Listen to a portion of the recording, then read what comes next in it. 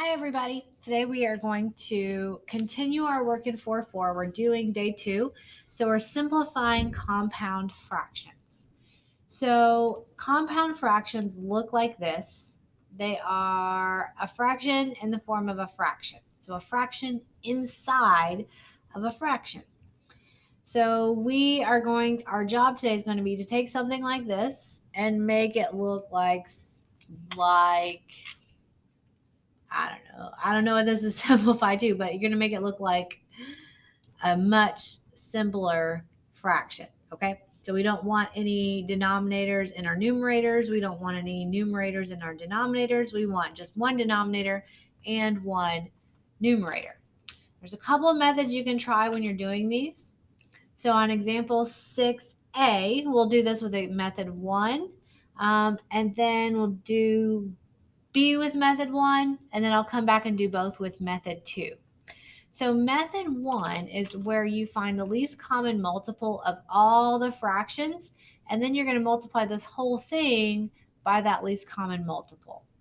So I am looking for find the least in the numerator and denominator. So I'm looking for actually the least common multiple of the denominator. So I'm looking here, here, and here. So my least common multiple that I'm identifying, I see an x minus 1, so I'll write that down. I see a 3, I write that down. And I see another x minus 1, I've already written it, so I don't have to write it down. So my least common multiple is 3 times x minus 1. I'm going to leave it in factor form. So method 1 says, here's your least common multiple. I'm going to multiply the numerator and the denominator by 3 times x minus 1. So I'm going to multiply the numerator by 3 times x minus 1. I'm going to multiply the denominator by 3 times x minus 1. Now, when you're multiplying numerator and denominator, you notice we've got fractions and something that doesn't have a fraction. So you could think of this as over 1 in the numerator and denominator so that we can multiply straight across. So here is what that looks like.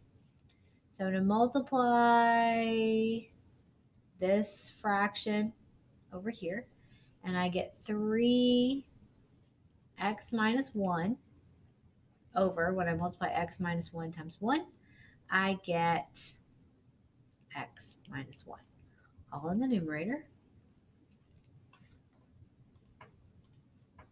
Then here, when I multiply 3x minus 1 over 1, I'm going to multiply it to both parts.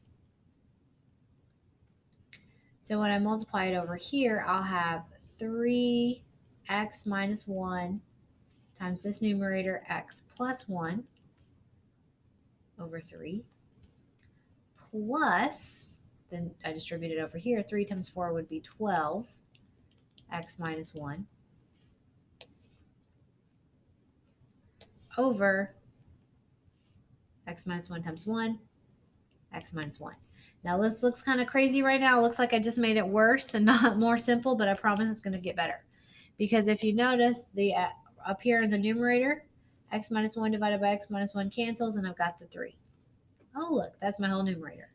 Down here, the 3's divided out, and I'm just left with x minus 1, x plus 1, plus, and then right here, the x minus 1's divide out. I'm just left with 12. Whoa, that's way simpler. So then if I simplify the denominator, look, I can multiply these together and combine like terms. It will all simplify to be 3 over x. Let's see, x plus 1 times x minus 1 is x squared minus 1 plus 12. And I guess I don't need that parentheses there. And so that simplifies into 3 over x squared plus 11. Now, isn't that so much more? So now let's try B, doing that same approach. For method 1, I'm going to find the least common multiple of all the fractions. So that means I'm looking at x denominator and I'm looking at x. Well, looks like that's all the denominator. So my least common multiple is x, which means that I'm going to be multiplying this entire fraction by x over x. And if it helps, you can think of it as multiplying it by x over 1 over x over 1. So this x over 1 gets distributed. And here's the fraction, the big fraction bar. So 2 times x over 1 is 2x over 1 minus, let's see, 1 times x over 1 is 1x over 1, x. For this denominator, I'll distribute x over 1. X times x over 1 is x squared over 1. And 2 over x times x over 1 is 2x over x. Remember, it looks worse, but it gets better as we go. 2x over 1 is 2x minus x over x is 1 over x squared. The x's divide out plus 2. There it is, method 1.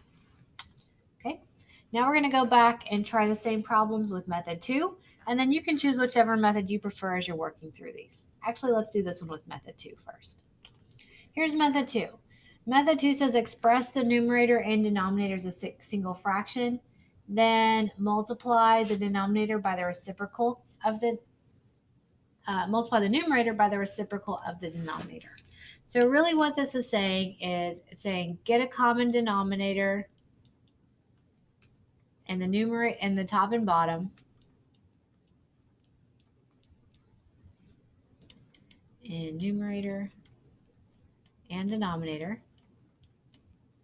That's what it's saying to do first. Then it's saying to divide the fractions.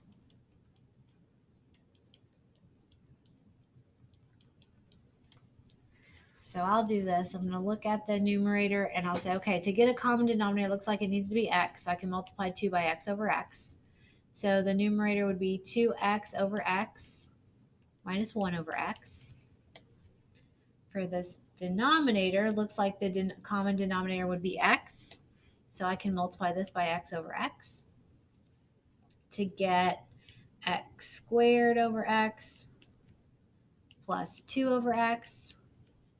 So it looks like the numerator, 2x over x minus 1, would simplify to 2x minus 1 over x. And in the denominator, x squared plus 2 over x. Okay, so I got it. So I got a common denominator in the numerator and denominator. Wrote the fractions. Then divide the fractions. So I'm going to, and you divide fractions by keeping the first fraction and multiplying the second fraction, or multiplying it by the reciprocal of the second fraction, which is what I did here. I just flipped that second part upside down. So then I see, let's see, these divide out. Oh, I want to use green. Those divide out, and I'm left with 2x minus 1 over x squared plus 2.